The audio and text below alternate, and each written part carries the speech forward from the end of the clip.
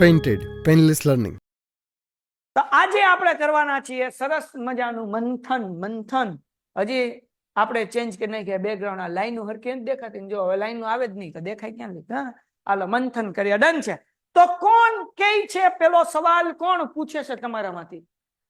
કોણ રેડી થાય છે પેલો સવાલ પૂછવા માટે? હાલો પેલો સવાલ પૂછવા માટે કોણ રેડી થાય છે? હાલો પેલો ક્વેશ્ચન, સર સિલેબસ કેમ પૂરો કરવો બધાય વિષયનો જલ્દીથી? ઓકે હાલો આ એક સવાલ. ઓકે હાલો ભાઈ એક સવાલ આવ્યો છે. તહુરા હું સાચું વાંચતો હોય તો નામ, સિલેબસ કેમ પૂરો કરવો? બરાબર, how to finish syllabus. Okay syllabus કેમ પૂરો કરવો? ઓકે આ પેલો સવાલ થઈ ગયો. પછી 11th-12th કરાય? લે આ અઘરો સવાલ છે. વાહ, 11th and 12th કરાય? બરાબર ને? કરાય. આવો એક સવાલ આવ્યો ભાઈ. પછી સર મેથ્સમાં રીત તો યાદ રહે છે પણ જવાબ ખોટા પડે છે. તો ભાઈ ઓકે મેથ્સ નો પ્રોબ્લેમ છે ભાઈ, મેથ્સ નો પ્રોબ્લેમ. ઓકે આપણે બધા પેલા સવાલ લખી નાખીએ, બરાબર ને? પછી એક એક સવાલના સરસ મજાના જવાબ દઈએ. પછી શું કુમારના પેપર સેટ કરવાથી પૂરા માર્ક્સ આવી જાય? Kumar paper set.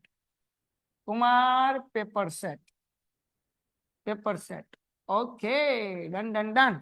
Okay sir આગળ ડિપ્લોમામાં જવાય? Diploma as a option, career option diploma બરાબર ને? ડિપ્લોમા કરાય કે ન કરાય ભાઈ? ઓકે હાલો આના ઉપર ચર્ચા કરીશું હે ને. આખો સિલેબસ કેવી રીતે પૂરો કરવી કે સંસ્કૃત એન્ડ ગુજરાતી હજી નથી ખોલ્યું? ઓકે સંસ્કૃત અને ગુજરાતી. નંબર 6 ગુજરાતી અને સંસ્કૃત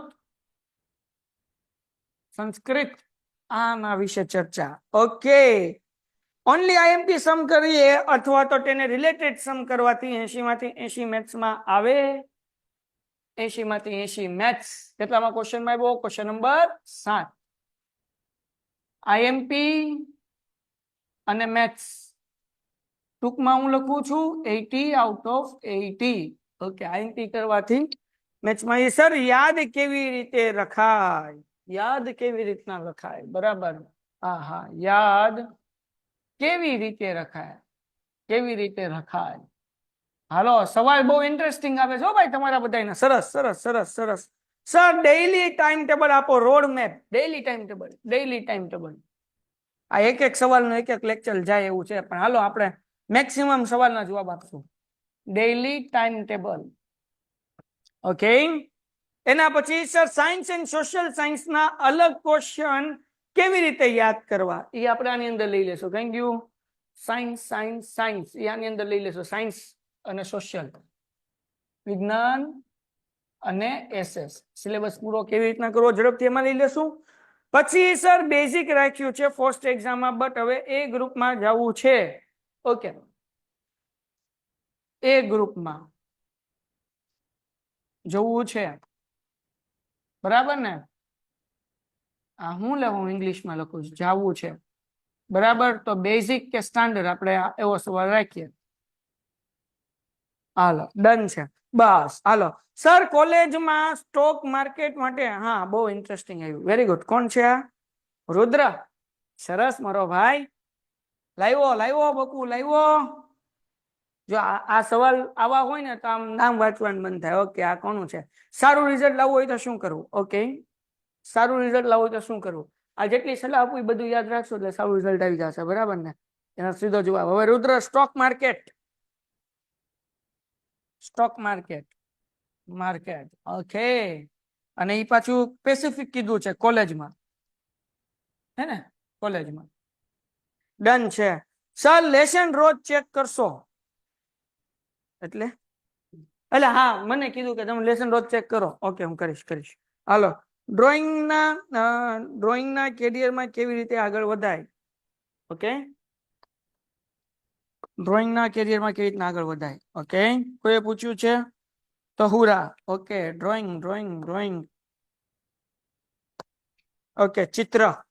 હાલો, બિઝનેસ કરાય કે જોબ કે ગવર્મેન્ટ જોબ? હાલો, એની આપણે પછી સર A1 ગ્રેડ લાવી શકાય? સર રિઝલ્ટ નડો હોય તો હવા % A+ લાવી શકાય? કઈ સમજાણું નહીં. કઈ નહીં, હાલો A1 ગ્રેડ લાવી શકાય, હજી એની આપણે ચર્ચા કરીએ. પછી સિંગિંગમાં કેરિયરમાં કેવી રીતે આગળ વધાય? Singing singing singing. Okay, singing હવે કેરિયર વાળું આવ્યું ભાઈ. હાલો, કેરિયર ને પછી લઈએ આપણે કેટલું કરી નાખીએ ફટાફટ જવાબ, અને પાછા બધા સવાલ લેશું બીજા બધા, હે ને? હા, હું કોમર્સ લઈને આઈઆઈટી. આઈઆઈટી એટલે આઈટીઆઈ કે આઈઆઈટી કે આઈટીઆઈ? આઈઆઈટી એટલે આઈઆઈટી એટલે ખબર છે? હાલો, તો આઈઆઈટી નું મહત્વ તમને સમજાવી દઉં હું છે એમ, પછી આપણે ચર્ચા કરશું. ચલો, ડન છે ભાઈ. ક્રિકેટર બનાય સવાલ. હાલો, બધાના જવાબ. હવે જે સવાલ છે એ આપણે એટલા પૂરા થાય પછી લઈએ, બરાબર ને? સર અપેક્ષિત કરાય, હાલો એ બધું કરીએ. હાલો, બધું કરીએ. પેલા આ સવાલના જવાબો, બસ આટલા સવાલના જવાબ ફટાફટી. પછી બીજા બધા સવાલ. 45 જણા છો, 45 જણાનો એક સવાલ હશે, તો બધાને હું તમને જવાબ આપી દઉં છું કે શું કરાય, કેમ કરાય, કેવી રીતના કરાય. પેલો સવાલ, સિલેબસ કેમ પૂરો કરાય? ગણિત કેવી રીતના પૂરું કરાય? વિજ્ઞાન કેવી રીતના પૂરું કરાય? SS કેવી રીતના યાદ કરાય? તો જુઓ, સિલેબસ કેમ પૂરું કરાય એના ઓલરેડી આપણે વિડીયોઝ મૂકી દીધા છે સ્ટ્રેટેજીના. અગર તમારી આગળ અત્યારે એ ચોખ્ખું સમજાવ્યું છે કે 90 દિવસ છે અને 6 વિષય છે, એટલે ઓન એન એવરેજ એક વિષયને આપણે 15 દિવસ આપી શકીએ. તો આપણે ઓલરેડી સ્ટ્રેટેજીના વિડીયો મૂકી દીધા છે બેટા, કે તમે 15 દિવસમાં કેવી રીતના વિજ્ઞાન પૂરું કરી શકો. આખા વિજ્ઞાનના બધા ચેપ્ટર કરવાની જરૂર નથી. હિતેશ સરે આપણને 8 ચેપ્ટર કાઢીને આપ્યા છે કે 8 ચેપ્ટર કરો ને 15 દિવસ કરો, એટલે એક ચેપ્ટર 2 દિવસમાં કરવાનું, અને એ પાછું વિભાગ વાઇઝ કરવાનું, બ્લુ પ્રિન્ટ પ્રમાણે. એટલે બી માં પૂછાતું હોય તો બી ના જ કરો, સી માં પૂછાતું હોય તો સી ના જ કરો, અને ડી માં પૂછાતું હોય તો ડી માં જ કરો. અને એ તમને કહી દીધું કે કયો પ્રશ્ન હશે, એટલે તમારે કોઈ પણ કુમાર હોય, ગાલા હોય કે બીજું કોઈ પણ પેપર સેટ હોય, તમે એમાંથી કરી શકશો. એટલે એ કઈ ચિંતાનો વિષય નથી. તો એના સ્ટ્રેટેજીના વિડીયોઝ હું તમારા સાથે શેર કરી દઈશ.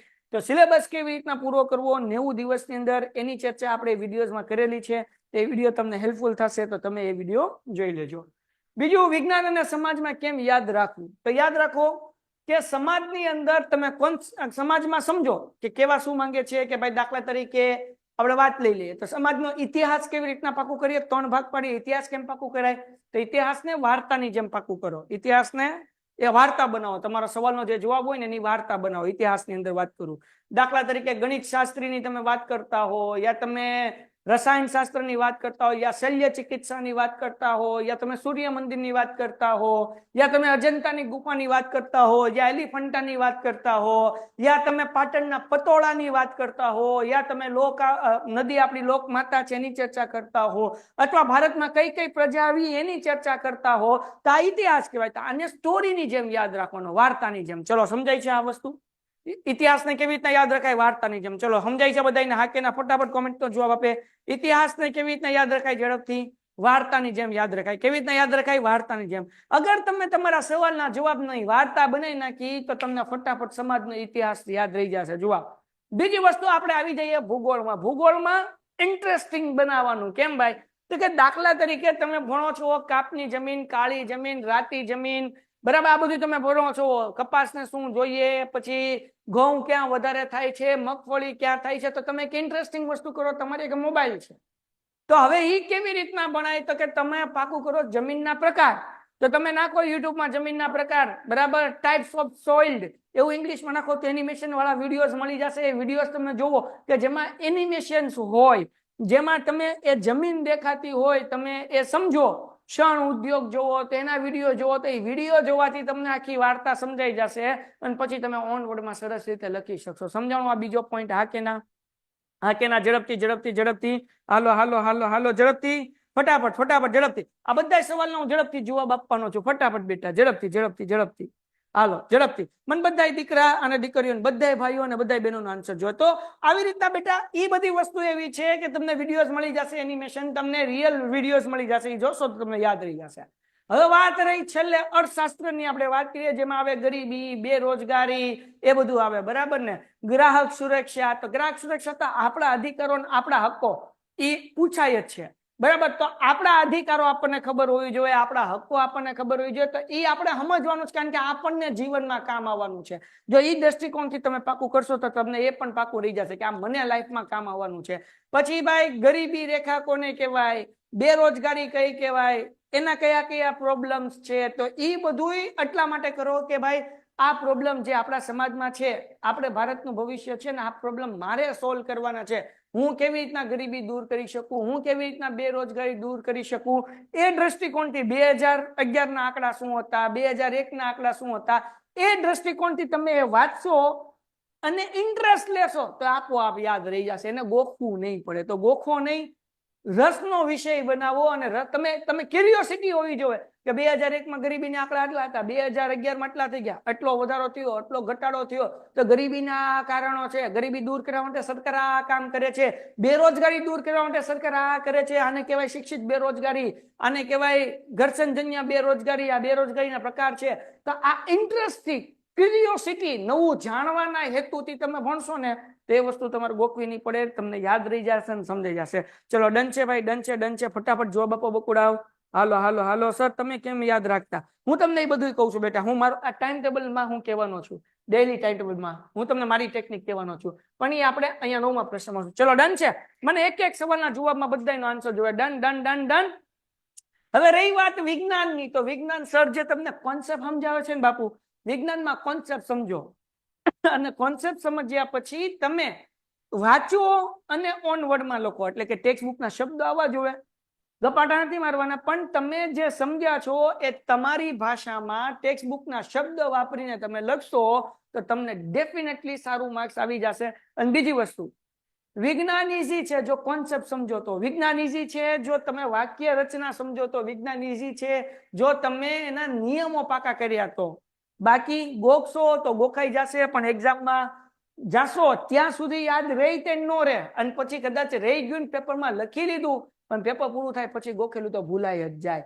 પણ સમજેલી વસ્તુ એવી છે જે 11th કામ આવશે, 12th કામ આવશે. તો ફિઝિક્સ છે, કેમેસ્ટ્રી છે, બાયોલોજી છે. તમે 14 ચેપ્ટર છે કે 13 ચેપ્ટર છે, 13 માંથી 8 જ ચેપ્ટર કરવાના છે, તો 8 ચેપ્ટર તમે સિલેક્ટ કરી લો. સાહેબે કીધા એ ચેપ્ટરના કોન્સેપ્ટ સમજી લો, એના ઈઝી પેલા સવાલ જવાબ કરી નાખો, પછી અઘરા કોન્સેપ્ટ કરો, અને પછી વાંધો નહીં આવે. તમને છે ને એક વસ્તુ, એક ટેકનિક શીખવાડું છે. એક ટેકનિક શીખવી છે સાયન્સ પાકું કરવા માટે, એક ટેકનિક શીખવાડવી છે, એક ટેકનિક શીખવી છે ઝડપથી, એક ટેકનિક શીખવી છે ઝડપથી, એક ટેકનિક શીખવાડું ફટાફટ. સંઘના પેપરના આઈએમપી હોય છે, મને ખબર નથી બેટા, આ મેં પહેલી વખત સાંભળ્યું છે નામ કોઈ પ્રકાશનનું. ચલો એક ટેકનિક શીખવાડું. જ્યારે તમે વિજ્ઞાન વાંચવા બેઠો ને ત્યારે તમારે 3 કલર, એક છે રેડ, રેડ, એક છે ગ્રીન, એક છે યલો, આ 3 માર્કર લેવાની.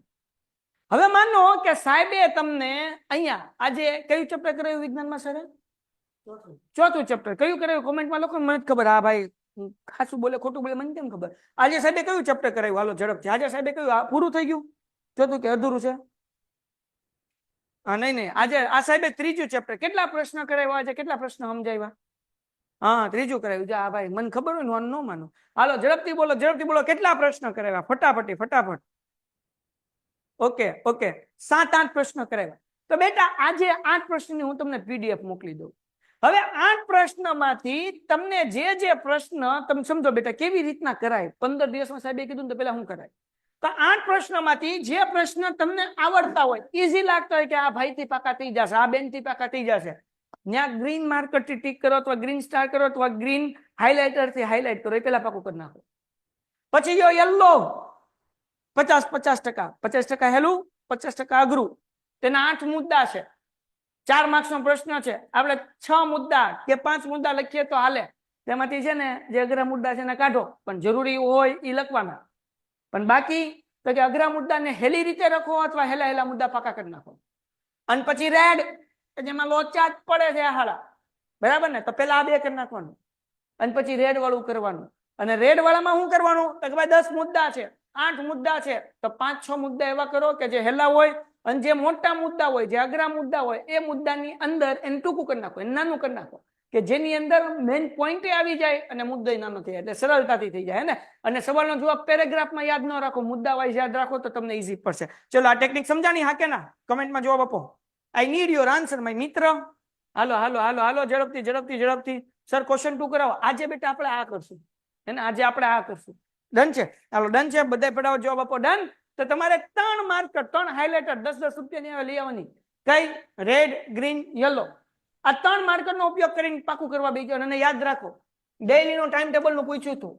અગર તમારે સિલેબસ પૂરો કરવો છે તો 90 દિવસ રોજ ઓછામાં ઓછું 3 કલાક વાંચો. વાંચો કમ્પલસરી 3 કલાક વાંચવાનું છે. હું ફેરબુક પૂરી કરવા નથી કહેતો, હોમવર્ક કરવા નથી કહેતો, લેક્ચર અટેન્ડ કરવા નથી કહેતો. આ તો બધું કરવાનું જ છે, પણ ખાલી 3 કલાક તમારે વાંચન એટલે વાંચવાનું નથી. 3 કલાક વાંચો એ કાઢી જ નાખું બાપા. 3 કલાક પાકું કરો. ગુજરાતીમાં લખું, પાકું કરો ભાઈ, કારણ કે વાંચવાથી યાદ નહીં રહે. 3 કલાક પાકું જ કરો. એક સવાલ પાકું થયો, જવાબ લખો મોઢે. બીજો સવાલ પાકું કરો, જવાબ લખો મોઢે. ત્રીજો સવાલ પાકો કરો, જવાબ લખો મોઢે. સમજાણું કે ન સમજાણું? એટલે પાકું કરો મારા બાપ. રોજ 3 કલાક પાકું કરો તો સિલેબસ પૂરો થશે. ચલો ડન છે? હાલો હાલો.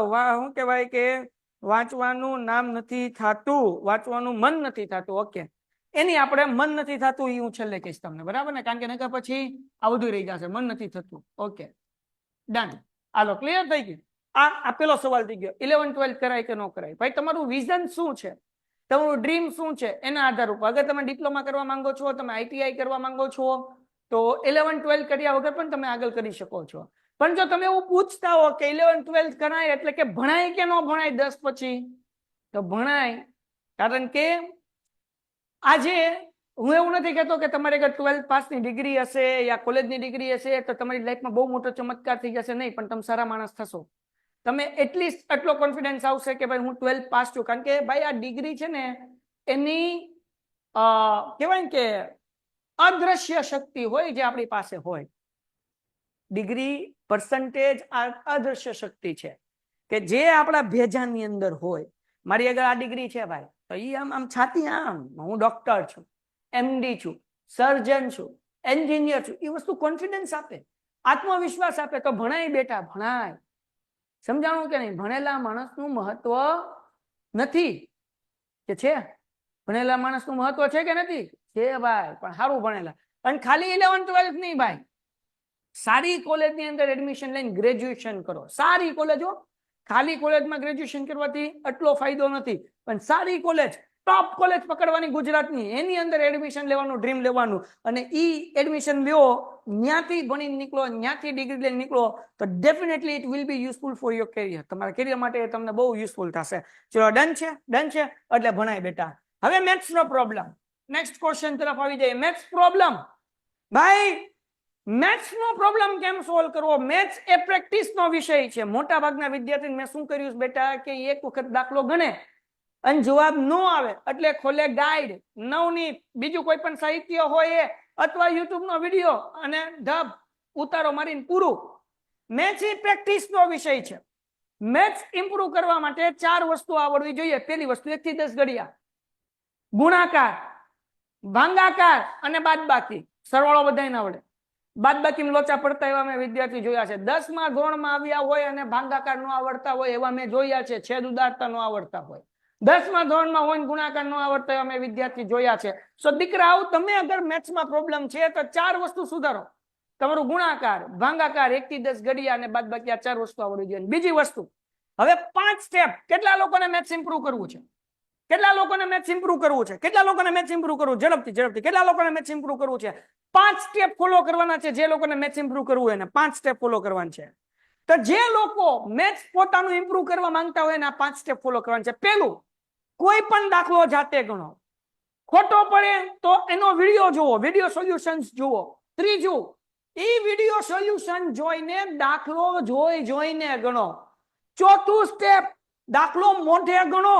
અને 5મું સ્ટેપ, એ રીતના બીજા 3 દાખલા ગણો. આ 5 સ્ટેપ ફોલો કરો. આ 5 સ્ટેપ ફોલો કરો એટલે મેથ્સમાં તમે માસ્ટર થઈ જાઓ. પહેલું સ્ટેપ શું કરવાનું? પહેલું સ્ટેપ તો કે ભાઈ દાખલો જાતે ગણવાનો. ખોટું પડે તો વિડીયો સોલ્યુશન્સ જોવો એનું. પછી એ દાખલો જોઈને ગણો. પછી તો કે એ દાખલો મોઢે ગણો. અને પછી એ રીતના બીજા 2 દાખલા ગણો. આ 5 સ્ટેપ ફોલો કરો એટલે મેથ્સમાં તમે એક્સપર્ટ થઈ જાઓ. એની હું તમને જવાબદારી આપું બાપુ. ચલો ડન છે ભાઈ, ડન છે, ડન છે, ડન છે, ડન છે, ઝડપથી ડન છે. કેટલા લોકો ઈચ્છે છે મેથ્સમાં જબરદસ્ત રિઝલ્ટ લાવવું છે? Done done done done. કેટલા સ્ટેપ ફોલો કરવાના? ફટાફટ ફટાફટ, ઝડપથી ઝડપથી ઝડપથી. આજનો સેશન છે ને બાપુ, એ તમારા માટે બહુ જોરદાર છે. આખી લાઈફ યાદ રહેશે તમને, જામો જામો પડી જશે.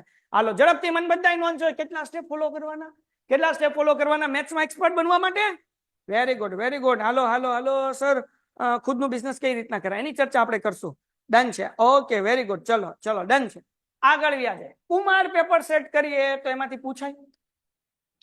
તો બેટા કુમાર પેપર સેટ ની અંદર શું છે એ સમજીએ. કુમાર પેપર સેટ ની અંદર ગણિત અને વિજ્ઞાનના 15 પેપર છે, બાકી બધાના 8-10 પેપર છે. આ 15 પેપરમાં એમાં બેઝિક ના 15 છે, સ્ટાન્ડર્ડ મેથ્સ ના 15 છે. પેલા 7 પેપર છે કે નહીં એ પાછલા બોર્ડ ના પેપર છે, અને પછીના 8 પેપર છે ને એ મિસાઇલ પેપર છે. મિસાઇલ, આ મિસાઇલ પેપર એટલે શું? તો કે 8 પેપર કરો ને એટલે આખો સિલેબસ પૂરો થઈ જાય. ટૂંકું ટચ 8 પેપર કરો એટલે ગણિતનો આખો સિલેબસ પૂરો થઈ જાય. ડન છે. તો આને કહેવાય મિસાઇલ પેપર. ચલો ડન થઈ ગયું. તમારા મિત્રો કુમાર પેપર સેટ કરો કે બીજું કોઈ પણ પેપર સેટ કરો. હું એમ નથી કહેતો કે કુમાર જ કરો, તમે કુમાર કરો, ગાલા કરો, પછી બીજા ઘણા બધા છે, લિબર્ટી કરો, એને પછી દિવાળી પર યુથ વાળાએ કાઢ્યા છે, યુથ એજ્યુકેશન વાળાએ કાઢ્યા છે, બીજા પણ ઘણા બધા બજારમાં મળતા છે. કોઈ પણ પેપર સેટ કરો, પણ તમે 6 પેપર સેટ તમે કરી લ્યો ને કોઈ પણ, એટલે બોસ તમને બોર્ડ ની અંદર એમાંથી 80, 85, 90, ઘણી વખત તો 95% બેઠે બેઠું હોય ને હોય જ. તે ચિંતા કરવાની નહીં. ચલો ડન છે બેટા, ડન છે. કુમાર તો કોઈ પણ આવી ગયું, કોઈ પણ 6 પ્રશ્ન પત્ર કરો એટલે આવી ગયું. ડન છે, ડન છે. ઓકે ઓકે, ચલો ડન છે. ઓકે, મેં હા તારું બેઝિક મેથ્સ ની બેટા અહીંયા સવાલ આવી ગયો, હું એ સમજાવું છું, ચિંતા નહીં કરતો. હાલો ડન. બધા એક વખત લોકો સમજાઈ ગયું? હાલો ડન. અને કુમારના કરશો તો મેં તમને સમજાવ્યું કે કુમારમાં શું છે. પેલા 7 પેપર બોર્ડના છે એટલે તમને આઈડિયા આવશે કે ભાઈ બોર્ડમાં કેવું પ્રકારનું પૂછાય છે, કેવી પેપર સ્ટાઇલ છે, કેવા સવાલો પૂછે છે. અને પછી શું છે ભાઈ, તો કે પછી જે છે એ મિસાઇલ પેપર છે, જેથી કરીને તમને લોકોને આખો સિલેબસ એની અંદર કવર થઈ જાય. રાખીએ તો હા બેટા એના હું તને આન્સર આપું તારા સવાલનો, ચિંતા ન કર. રહી વાત ડિપ્લોમા. હવે 10th પછી ડિપ્લોમા કરાય કે ન કરાય? તો હવે ડિપ્લોમામાં કેવું છે કે તમે કઈ કોલેજમાં કરો છો ને એ અગત્યનું છે. મારી આગળ 12th ની અંદર મારું ઓફલાઈન અહીંયા ભાવનગરમાં એકેડમી પણ છે, કોચિંગ ઇન્સ્ટિટ્યૂટ પણ છે. મારી આગળ 12th માં એવા છોકરાઓ પડ્યા છે, આવ્યા છે, દર વર્ષે આવે છે કે એ 10th પછી ડિપ્લોમા લીધું હોય, 1 વર્ષ એ ગયો હોય, નો ફાવે એટલે 12th એક્સટર્નલ કરે અને કોમર્સની એક્ઝામ આપે અથવા તો આર્ટ્સની આપે, ડિપ્લોમા મૂકી દે. કેમ? તો કે અહીંયા કોલેજમાં કઈ કરાવતા ન હોય, ટપો ન પડતો હોય, XYZ, તો ડિપ્લોમા કરાય ખરા, પણ વિઝન ક્લિયર હોવું જોઈએ. એક તો ટોપ કોલેજ, ગુજરાતની ટોપ કોલેજ હોય ને ત્યાંથી ડિપ્લોમા કરવું, ટોપ કોલેજ, બરાબર. પછી તમે જે સબ્જેક્ટમાં ડિપ્લોમા કરો છો એમાં પછી આગળ માસ્ટર શું થાય છે, કેરિયર ઓપ્શન કેટલા છે, એ બધું રિસર્ચ કર્યા પછી ડિપ્લોમા આપણે કરવું. જેથી કરીને ડિપ્લોમા ગવર્મેન્ટે કાઢ્યું શું, લેવા વિઝન શું છે, તો કે ભાઈ ડિપ્લોમા કરીને છોકરાઓ ઝડપથી પોતાની આમદની ઊભી કરી લે, ઝડપથી કમાતા થઈ જાય. એ હેતુ તેમને ડિપ્લોમા કોર્સિસ જે છે એ લોન્ચ કર્યા છે, ઘણા સફળ કોર્સિસ છે. અને સાધનો માટે, રિપેરિંગ્સ માટે ITI કર્યું છે કે AC repairing, mobile repairing, hardware, software, welding, આ તે કામ બધું એના માટે ITI છે. તો એ 2 વસ્તુ કરી શકાય, કોઈ શક વગરની વસ્તુ છે. પણ તમે જે કરતા હો એનું પૂરું નોલેજ તમને હોવું જોઈએ કે આની ટોપ કોલેજ કઈ છે, અને ડ્રીમ એ ટોપ કોલેજમાં જ હોવું જોઈએ. અને ટોપ કોલેજ કરવા માટે તમારે અગર મેરિટમાં આવવું છે તો સારા પર્સન્ટેજ લાવવા માટે 18 કલાક મહેનત કરવી, તો 18 કલાક કરી લ્યો અત્યારે, કારણ કે ત્યાં પહોંચી જશો તમારા ડ્રીમ પ્રમાણે. પછી સારું એજ્યુકેશન મેળવશો, માસ્ટર કરશો તો લાઈફ અલગ દિશામાં જશે ને. તેના માટે 18 કલાકમાં 24 કલાકમાં 18 કલાક લડવાનું આવે તો લડી લેવાય, કઈ ચિંતા નથી. એટલે તમે ડિપ્લોમા જ્યાંથી કરવાના હોય એ કોલેજ સારી છે, ત્યાંના વિદ્યાર્થીનો અભિપ્રાય કેવો છે, ત્યાંથી કોલેજમાંથી નીકળેલા લોકો અત્યારે શું કરે છે, એને યુઝફુલ થયું છે કે નહીં, એ બધું રિસર્ચ કર્યા પછી ડિપ્લોમા કરવાનું. ચલો ડન છે ભાઈ, ડન છે, ડન છે, ડન છે, ડન છે. હાલો હાલો હાલો, ડન છે બાપા, ડન છે. ઝડપથી ઝડપથી બધાનો આન્સર જોવા દીકરાઓ. હાલો ફટાફટી ફટાફટી, ચલો ઝડપથી ઝડપથી ઝડપથી. ઓકે, નેવીમાં જવા માટે શું ભણવું પડે? આર્ટ્સ, કોમર્સ કે સાયન્સ? સાયન્સ ભણવું પડે બેટા. પણ નેવીની અંદર તે સાયન્સ ભણવું પડે, પણ હવે એમાં તમે શું કહેવાય કે થોડું રિસર્ચ કરશો એટલે તમને મળી જશે. પણ નેવીમાં સાયન્સ એ ગ્રુપ લઈને તમે જઈ શકો છો. હાલો આગળ વ્યા જઈએ ને. આ ડિપ્લોમાનું થઈ ગયું. ગુજરાતી અને સંસ્કૃત. હવે દીકરાઓ ગુજરાતી અને સંસ્કૃતમાં શું કરે? બહુ સિમ્પલ વસ્તુ છે. તમારી આગળ જે કોઈ પણ પ્રકાશનનું પેપર સેટ હોય, તમે અત્યાર સુધી ગુજરાતીની બુક ખોલી છે કે નથી ખોલી, એને મૂકીને 6 પેપર ગુજરાતીના કરી નાખો અને 6 સંસ્કૃતના કરી નાખો, પ્લસ ગ્રામરની થોડીક એક્સ્ટ્રા પ્રેક્ટિસ કરી લો ગુજરાતી અને સંસ્કૃત બંનેમાં, એટલે તમારો જગોમગો થઈ જશે. ચિંતા કરવાની જરૂર નથી. તમે 4 દિવસ આખા બેઠો તો હું એવું સમજુ છું કે તમારું ગુજરાતીનો સિલેબસ ફિનિશ થઈ જાય. કારણ કે આખા ગુજરાતીના બધાય પાઠમાંથી સવાલ જવાબ નથી પૂછાતા. 6 પેપર કરવાના. એનો સેક્શન એ અને સેક્શન બી એટલે ગદ્ય પદ્ય આવી જાય, અને સેક્શન સી અને થોડીક એક્સ્ટ્રા પ્રેક્ટિસ તમને જે ગ્રામરના ટોપિકમાં પ્રોબ્લેમ પડતી હોય એને કરી લો એટલે વાંધો ન આવે. ચલો ડન છે. ગુજરાતીનું ખોલ્યું ન હોય તો કેવી રીતના સિલેબસ પૂરો કરવો? તો 4-5 દિવસ તમે બેઠી જાઓ, એટલીસ્ટ 6 પેપર બેના કરી નાખો ગુજરાતી અને સંસ્કૃતના, તો તમારો રસ્તો થઈ જશે. ચલો ડન છે, ડન છે, ડન છે. હાલો ઝડપથી. મારો ભાઈ નેવીમાં છે, તેનો પગાર 89 છે. બહુ સરસ પ્રતીક. સાયન્સ કર્યું છે ને તારા ભાઈએ? એક વખત એક ગ્રુપમાં તો આન્સર આપી દે કે જેથી કરીને બીજા ભાઈ જે સવાલ પૂછ્યો એને એનો જવાબ મળી જાય. ચલો ડન છે. હાલો ફટાફટ ફટાફટ ફટાફટ. ચલો ડન છે, ડન છે, ડન છે. Okay done done done done. એના પછી આઈએમપી કરીએ ખાલી, અથવા એને રિલેટેડ દાખલા કરીએ તો મેથ્સમાં 80 માંથી 80 આવી જાય. બરાબર ભાઈ? બેઝિક મેથ્સમાં 80 માંથી 80 લાવવા બિલીવ મી બહુ ઈઝી છે. બહુ ઈઝી છે. બહુ ઈઝી છે. બહુ ઈઝી છે. 3 વાર બહુ ઈઝી, બહુ ઈઝી, બહુ ઈઝી બોલો. તો તમે અગર 15 પ્રશ્નપત્ર સોલ્વ કરી લ્યો છો તો મેથ્સમાં 80 માંથી 80 રમતા રમતા આવે, કાંઈ વાંધો આવે નહીં. અને પેપરની અંદર આઈએમપી પ્રશ્ન જ હોય. તમે 10-12 બી કરી લેશો તોય વાંધો નહીં આવે, પણ 15 કરી લેશો તો નહીં જ આવે. એટલે આઈએમપી કરી લેશો. પણ સ્ટાન્ડર્ડ મેથ્સ છે તો તમારે થોડીક વધારે મહેનત કરવી પડે. તો આઈએમપી સિવાય ઉદાહરણના દાખલા, ટેક્સ્ટબુકના દાખલા, કોન્સેપ્ટ બેઝ દાખલા એ કરવા પડે સ્ટાન્ડર્ડ મેથ્સમાં.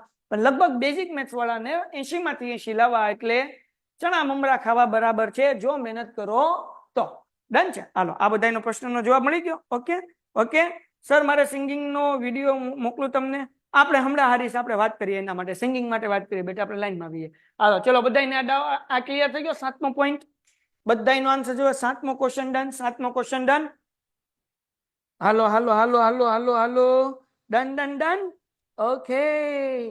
એના પછી યાદ કેવી રીતે રખાય એની આપણે 2 ચર્ચા કરી.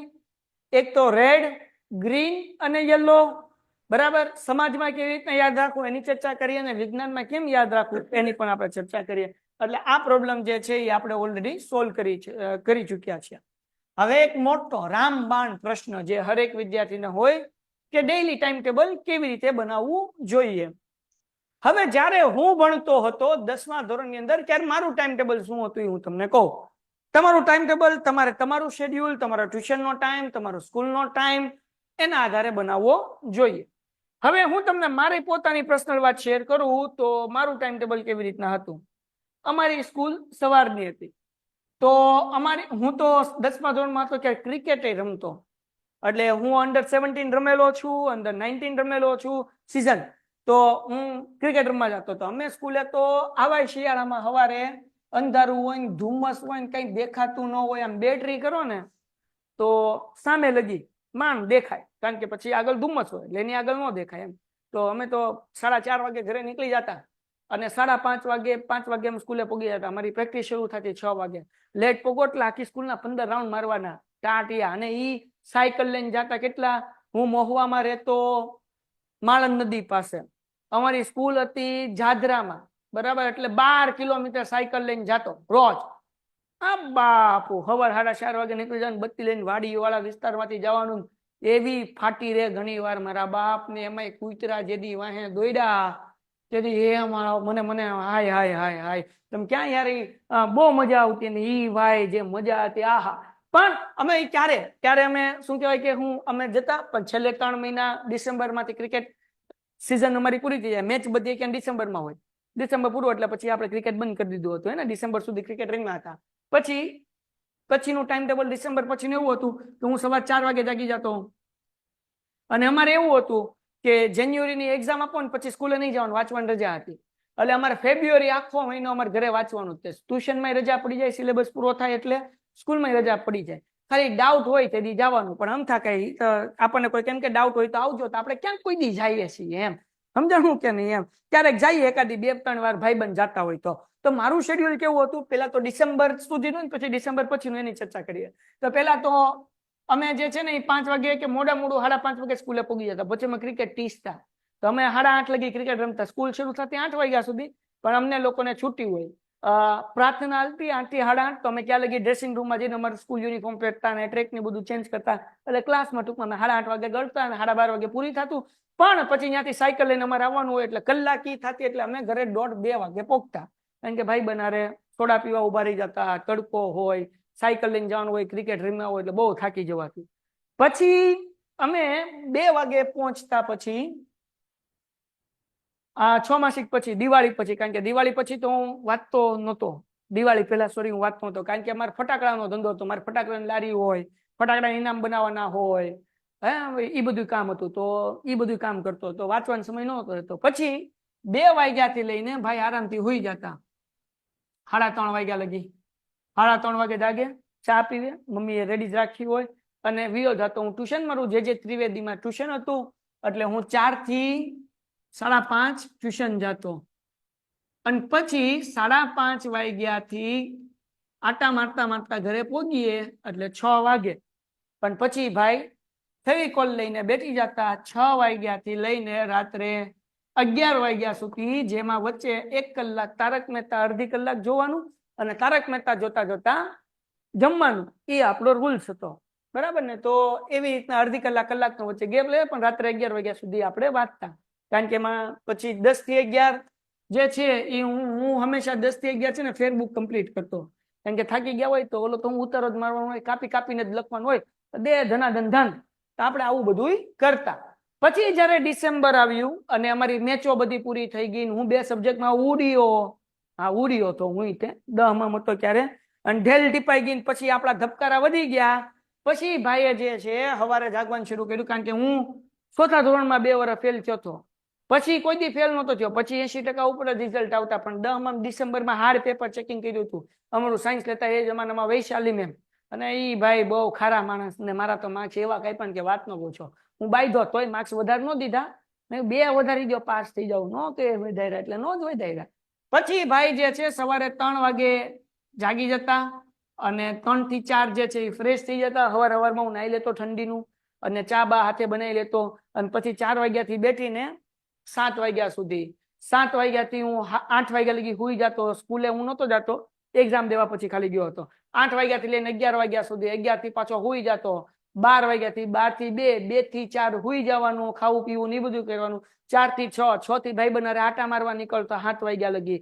7 થી પાછું 10 વાગે પાછો હુઈ જતો. તો આવી રીતના આપણું ટાઈમ ટેબલ જે છે એ ડિસેમ્બર પછી થયું હતું, અને પછી એક્ઝામ સુધી આવું જ રહ્યું હતું. અને હું મારા બધા ચોપડા બોપડા લઈને વિયો ગયો હતો.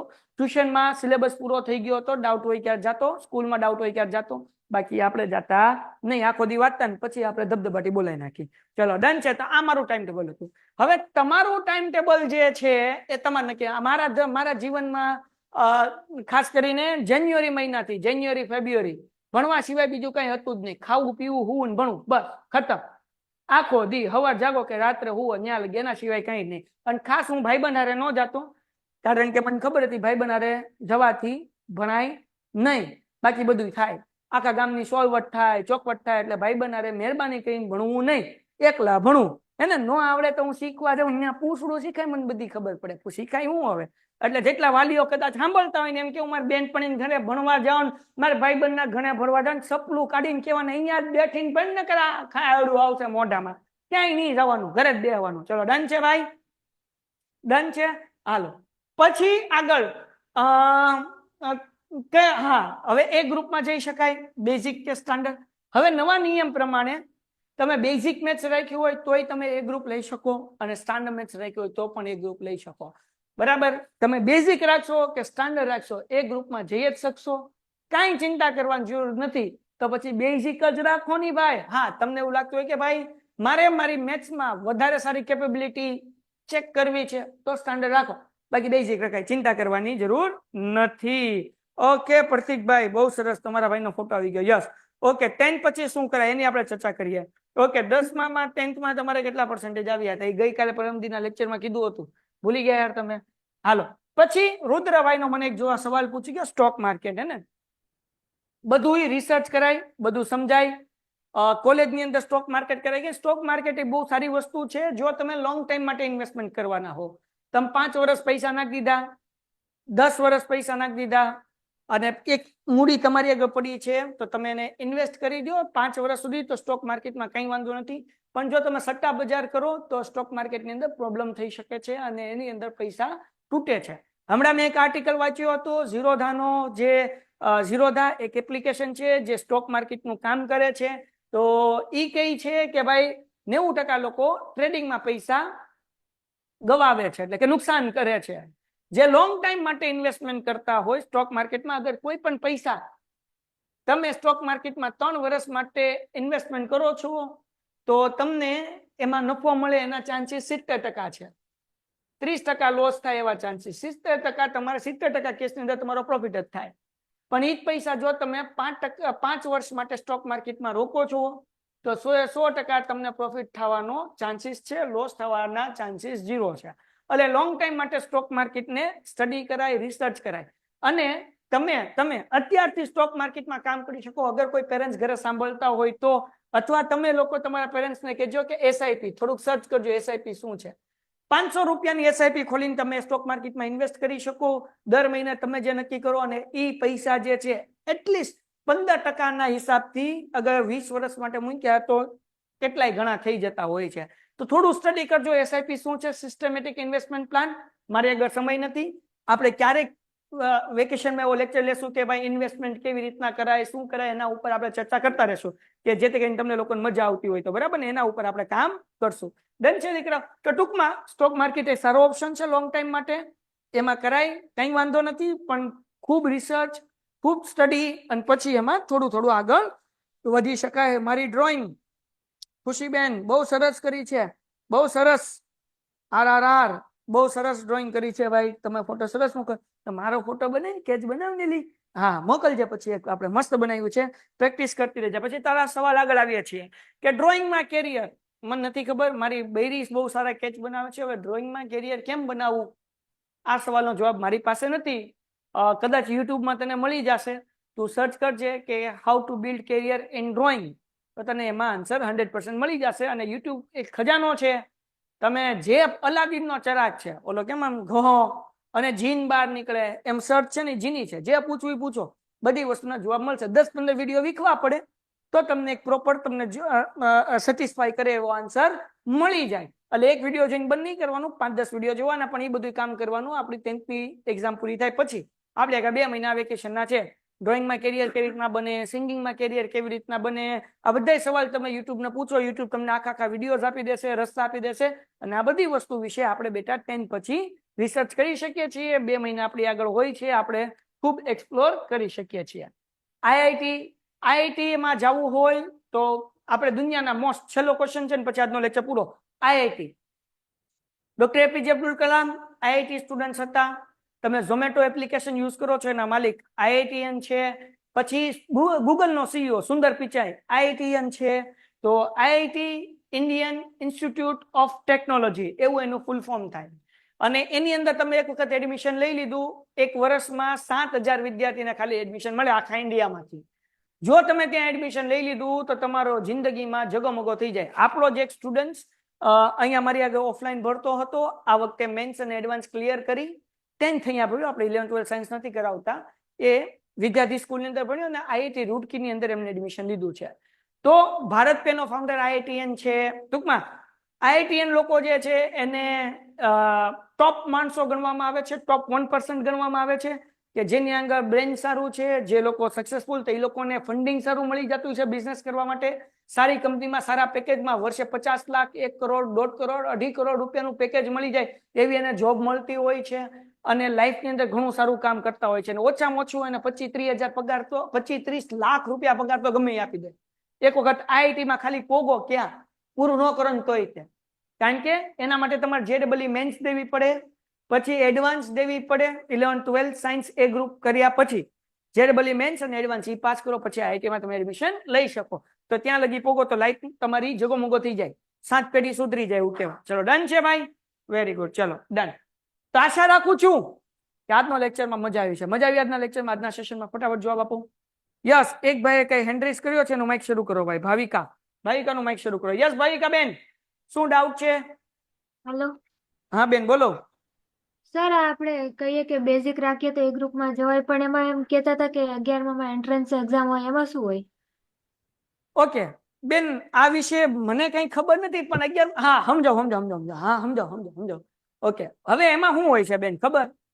11માં એન્ટ્રન્સ એક્ઝામ અલગ અલગ સ્કૂલ રાખે, એ એકચ્યુઅલી સ્કીમ છે ભાઈ, છોકરાઓ ભેગા કરવાની. દાખલા તરીકે હું તમને એક્ઝામ્પલ આપું. મારી સ્કૂલ છે આલ્ફા સ્કૂલ, એક્ઝામ્પલ તરીકે મારું આલ્ફા એકેડમી છે, આપણે એને કરીને કે આલ્ફા સ્કૂલ. તો હું તમને એમ કહું કે બેન તમે એન્ટ્રન્સ એક્ઝામ આપો, અને જેટલા લોકો એન્ટ્રન્સ એક્ઝામ આપશે અને એન્ટ્રન્સ એક્ઝામ આપશે એ બધાને હું સ્કોલરશિપ આપીશ, ફીઝમાં રાહત આપીશ, બરાબર? ઓકે, તો એ એન્ટ્રન્સ એક્ઝામ ધોરણ 10 ના ગણિત, વિજ્ઞાન, ઇંગ્લિશ, સમાજ એના આધારે અથવા તો ગણિત અને વિજ્ઞાનના આધારે અલગ અલગ સ્કૂલમાં બધા પોતપોતાની રીતે પેપર કાઢે. હવે મારી ફી છે 2 લાખ રૂપિયા, મારે રાખવી છે, હું રાખી દઈશ 2.5 લાખ રૂપિયા ફી. અને પછી તમને એમ કહીશ કે ભાઈ તમે એન્ટ્રન્સ એક્ઝામ આપી છે, તમારા 100 માંથી 90 આવ્યા છે, તમારું સિલેક્શન થઈ ગયું છે, અને હવે તમે અમારી સ્કૂલમાં લ્યો તો 50,000 તમને ડિસ્કાઉન્ટ મળશે, હું 2 લાખ રૂપિયા તમને એડમિશન આપીશ. આમ તો મારે 2 માં જ આપવાનું હતું, પણ આ એન્ટ્રન્સ એક્ઝામ એટલે રાખી કે તમને મજા આવે, તમને એમ થાય હબ બાપુ મારા 50,000 ઓછા થયા.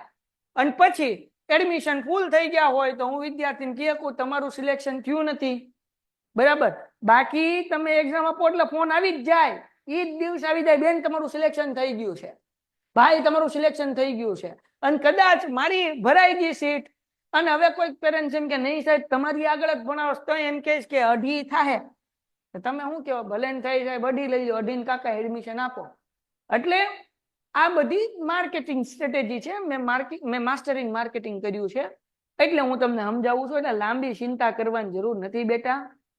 10માં ધોરણમાં 40% આવ્યા હોય ને તમે એમ કે મારે 11 સાયન્સ રાખવું, એમ કે આવો બેન, હાથ પકડીને ઘરેથી લઈ જાય, એમ કે તમારું થઈ જ જશે, ચિંતા નહીં કરતા. ભલે 40% આવ્યા હોય, એને તો ડોહી 2-2.5 લાખ રૂપિયા ફી મળી, હું લેવા ના પાડે. એટલે એવી કાંઈ ચિંતા કરવાની જરૂર નથી. સમજાણું કે નહીં? ડન છે? બેઝિક ગણિતમાંથી સ્ટાન્ડર્ડ ગણિત રાખી શકાય, બેઝિકમાંથી સ્ટાન્ડર્ડ રાખી શકો, કાંઈ વાંધો નથી. પણ અત્યારે સ્કૂલમાં બોર્ડના ફોર્મ ભરાવાના શરૂ થઈ ગયા છે, તો તમારે બેઝિક રાખવું કે સ્ટાન્ડર્ડ અત્યારે કહી દો. જો બોર્ડના ફોર્મ નહીં ભરાના હોય તો ચેન્જ થઈ જશે, અને જો નથી ભરાઈ ગયા છે તો પછી જે રાખી લીધું એમાં મહેનત કરી લેવાની. ડન છે? ઓકે ચલો ડન. ઓકે સર, ખુદનો બિઝનેસ કેવી રીતે કરાય? ગુલનાસ કાલ આવીને પૂછી લેજે, જવાબ આપી દઈશ, કારણ કે તું તો અહીંયા છો. સર તમને ચીઝ આવડે છે? ચેસ નહીં, મને ચેસ નથી આવડતું. સર આ દિવાળીમાં હું આવવાની હતી, બટ અમે ડાયરેક્ટ બુધેલ થી નીકળી ગયા હતા. ભાવિકા તું આવી હોત તો મને ગમત, પણ કઈ વાંધો નહીં, આપણે મળશું, આપણે બધા પેન્ટેડ વાળા છોકરાઓ ભેગા થશું, એક દિવસ આપણે પ્રોગ્રામ કરવાના છીએ. બોર્ડની એક્ઝામ પૂરી થાય એટલે ભાવનગરની અંદર સરસ મજાનું જમવાનું કરશું, સેમિનાર કરશું, કેરિયર ગાઈડન્સ આપીશું અને જગમગો કરશું. ડન છે? ઓકે ચલો. સર સીએ કેવી રીતે કરાય? ઓકે, હવે આપણે નેક્સ્ટ વખતે રાખશું, કારણ કે આજનો લેક્ચર ઓલરેડી 11:40 થઈ ગઈ. ઘરે બૈરી ખીજાય કે 11:30 અને તમારા પેરેન્ટ્સે ખીજાય કાલ સવાર નિહાલ, એટલે કાલ તો રવિવાર છે કા હાલો, એટલે સવાલ પૂછો કઈ નહીં, હાલો. પણ સીએ કરવા માટે 11-12 સાયન્સ સીએ આમ જો ને તો 11-12 કોમર્સ, આર્ટ્સ કરીને ઘણા બધા કરતા હોય છે, કોમર્સ કરીને પાછું પણ ટૂંકું ટચ. સીએ કરવા માટે 11-12 કોમર્સ કરો, કોમર્સ કરીને પછી કોલેજ શરૂ કરો અને એફઆઈ ની સાથે સાથે સીએ ફાઉન્ડેશનની એક્ઝામ આપી શકો. અથવા તમે 12th કોમર્સની માર્ચમાં એક્ઝામ પૂરી થાય પછી તરત તમે સીએ ફાઉન્ડેશનની મેમાં એક્ઝામ આપી શકો. ડિસેમ્બર અને મે વર્ષમાં 2 વખત એક્ઝામ લેવાતી હોય છે, તો 12 પૂરું થયું એટલે તરત સીએ ફાઉન્ડેશન તમે શરૂ કરી શકો છો. ઓકે, તમે ભાવનગરના છો? Sir yes, I mean Bhavnagar. હું છું મહુવાનો, પણ છેલ્લા 10 વર્ષથી ભાવનગરમાં રહું છું, એટલે હવે હું ભાવનગરનો છું. ચલો ડન છે, મળીએ છીએ. સિંગિંગમાં કેરિયર કેવી રીતના બનાવવું મને આઈડિયા નથી, એક વખત યુટ્યુબમાં સર્ચ કરશો એટલે તમને રસ્તો મળી જશે, તો આપણે આની ઉપર ક્યારેક રિસર્ચ કરીને હું વાત કરીશ. મળીએ છીએ. મજા આવી પેલા એક વખત કહી દો, પછી મળીએ પાછા. હાલો જવાબ આપો. મજા આવી આજના લેક્ચરમાં? હાલો, મજા આવી લખો બધા હા હા હા કે ના ના ના. જે લખો એ ફટાફટ yes yes yes yes very good very good very good. ચલો યસ હરીશ, તારા સિંગિંગ નો વિડીયો મને મૂક, હું ઘરે જઈને હમણાં જમતા જમતા જોઈ લઈશ. મળીએ છીએ નેક્સ્ટ વિડીયોમાં. ત્યાં સુધી નેક્સ્ટ લાઈવ લેક્ચરમાં. ત્યાં સુધી ગુડ બાય એન્ડ ધન્યવાદ.